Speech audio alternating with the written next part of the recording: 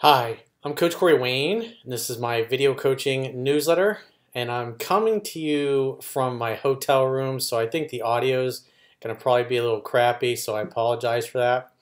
So anyways, the topic of today's video newsletter is going to be, should I commit to her after only 2 dates? So I've got an email here. This guy is 20 years old. He claims to have read 3% Man 30 times. And he's young though, so he probably doesn't have a lot of experience. He's a little naive, so he started dating this girl. He's been on like 2 dates. He's about to go out on his third with her, and then he's moving out of state. And so there's a whole bunch of things that are going on. She's already asking him to be exclusive, and he's seriously actually considering it. So I think he's a little inexperienced. He's a little naive, and apparently this girl has BPD, which is borderline personality disorder. And so he's seriously considering, if the next date goes well, that he's going to become exclusive. He's going to move away, and they'll do long distance for a few years, and then she'll move out to see him. So part of the dating process is you want to vet the women properly. Do you get along? Do you have similar goals, similar values? Is she easygoing, easy to get along with, or not? Does she communicate well? Ideally, you'd want a girl that's family oriented, that has a good relationship with her father and her mother, and that the relationship with the father is healthy. Because if she has a bad relationship with her father, or non-existent, or it's toxic, typically what's going to happen is they're going to be really difficult to get along with, and they often have like just no chill factor. So let's go through his email. He says, "Hello, Mr. Wayne. I'm a 20-year-old male who's read your book more than 30 times at this point in the last 4 years since discovering you on YouTube as a clueless teenager.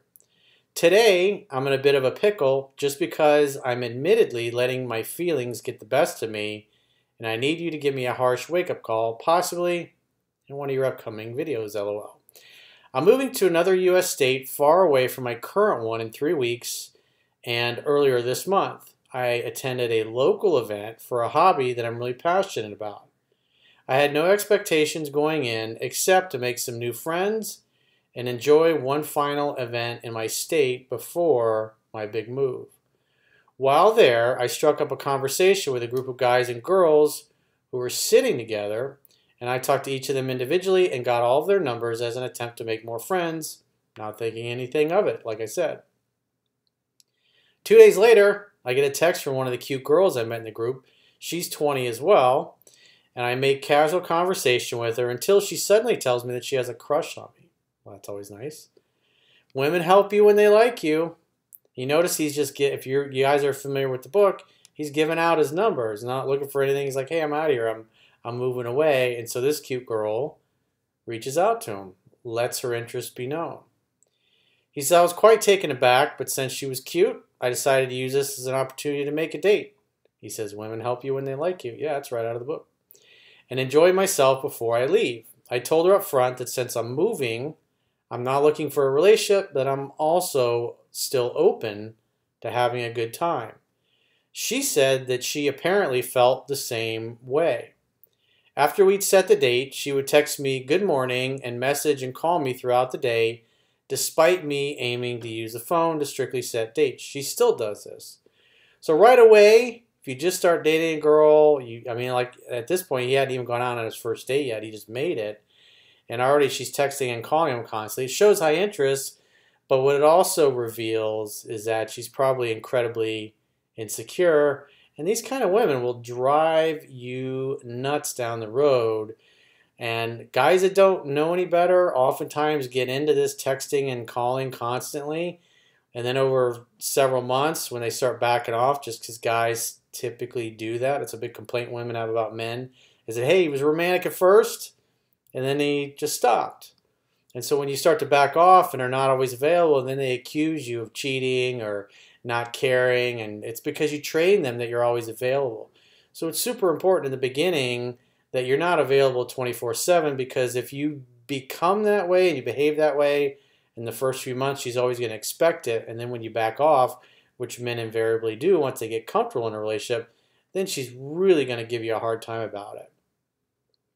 So it's important to think, how are you training them to respond and react to you and hear from you?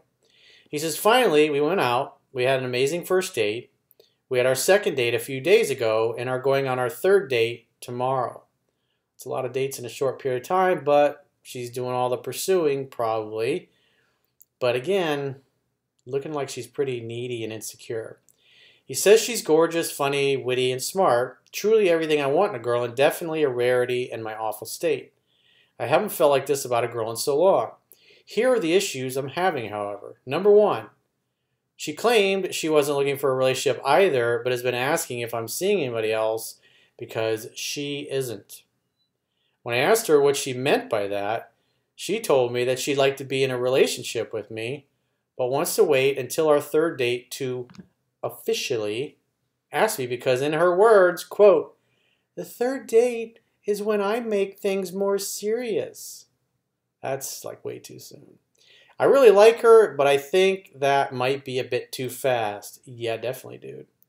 I didn't really respond to this out of not knowing what to say. I was torn between committing to her right now or waiting it out like I am now. Yeah, you shouldn't be committing after 2 dates, dude. That's ridiculous. But when you're 20 and you don't have a lot of experience and you really like the girl, you're kind of on the flow of your emotions.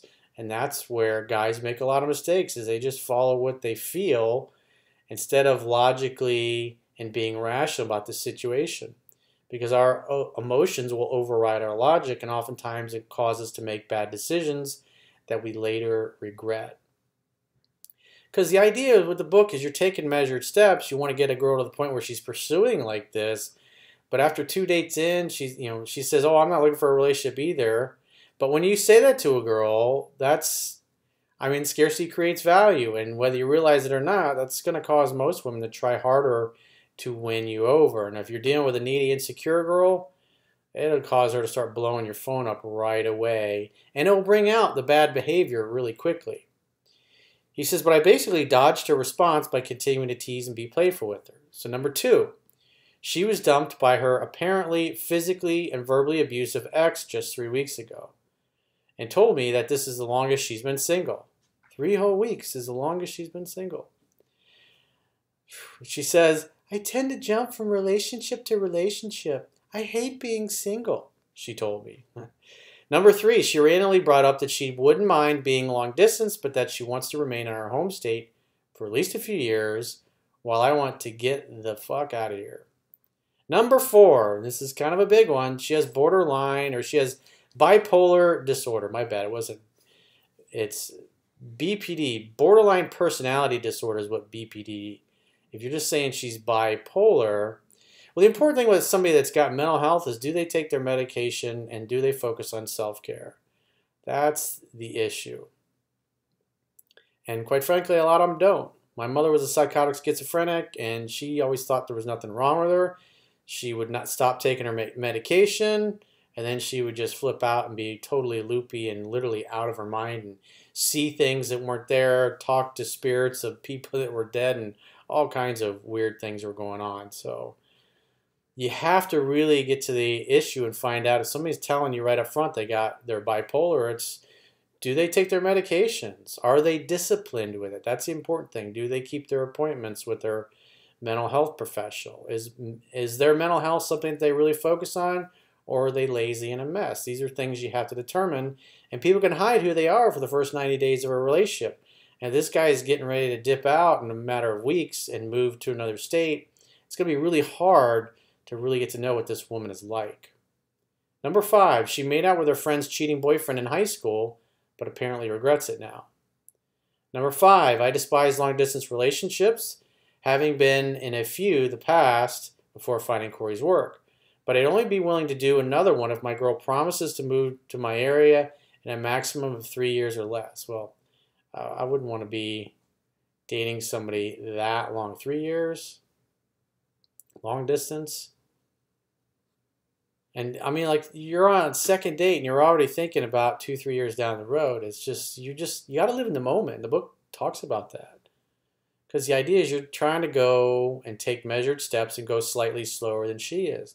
Now, if a woman is a lunatic or she's needy and she's insecure, that's going to cause her to go berserk and go ballistic on you. And that's what you really want to see early on. You don't want to find out 6 months later that she's a lunatic or a Fruit Loop. You want to find out as quickly as possible so you can dip before your emotions get involved.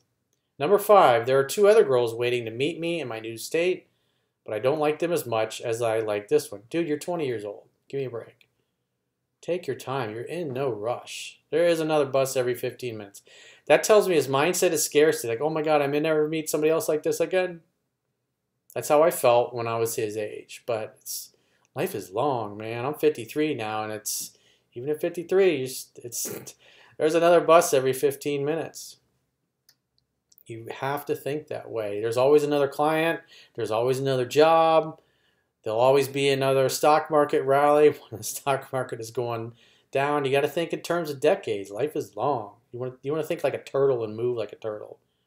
As Rumi said, slow and steady, like the river that never grows stale. No hurry, no rush.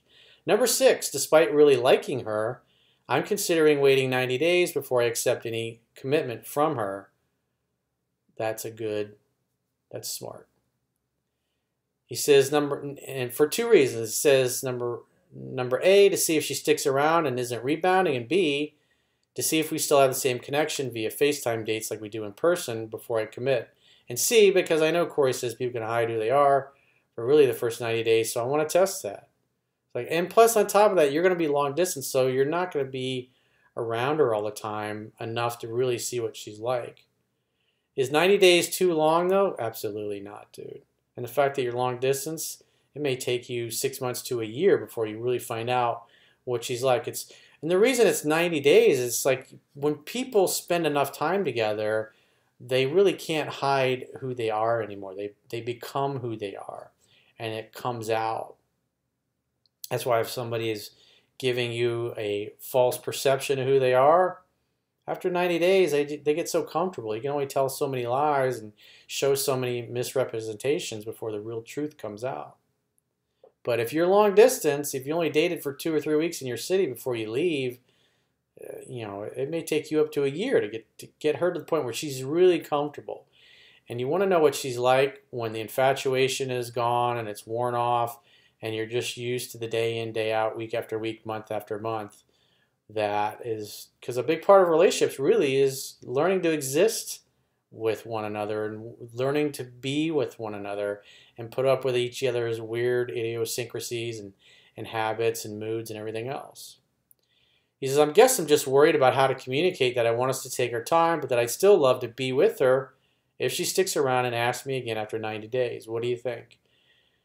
I think you should just casually date her and say, look, we're going to be long distance. I'm not looking for a commitment. I told you that when you first texted me.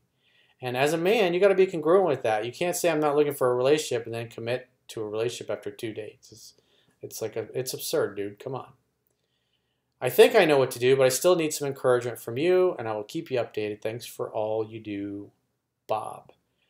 Well, if I was you, I would just hang out and have fun and hook up while you're in town, and once you leave, you'd be like, hey, I'm not really looking for a relationship like I told you at the beginning. I don't really want to do long distance, but we have a lot of fun. Invite her to come visit you and see how she is. And then maybe the next month you go and visit her. But if you're trying to get the hell out of the state, I wouldn't be committing to some girl you're only going to see every once in a while.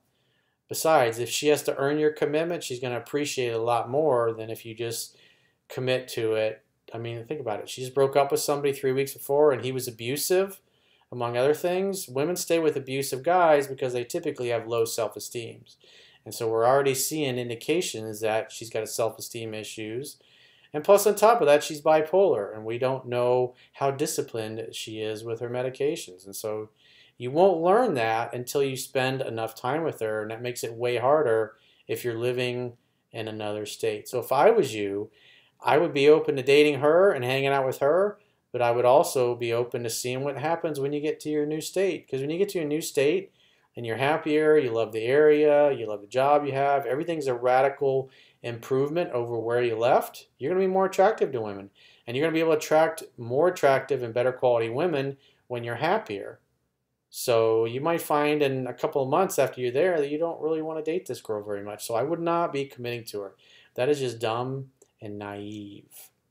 So if you got a question or a challenge and you'd like to get my help, go to understandingrelationships.com, click the products tab at the top of your screen, and book a coaching session with yours truly. Until next time, I will talk to you soon.